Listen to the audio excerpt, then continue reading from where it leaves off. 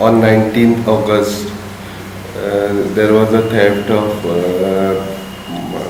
tower batteries, around 24 numbers, worth rupees 1 lakhs. In this connection, staff were alerted, and yesterday on 20th August, one of the accused, Kamruddin Khan, was caught red-handed with the eco vehicles along with the 24 tower batteries.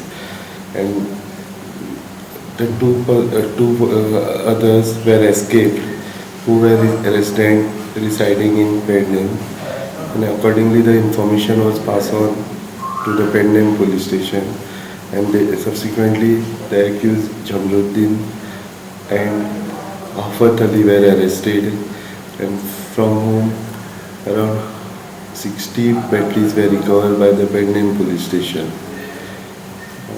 Also, around 6 crimes registered at Walpai and Bijoli were also detected.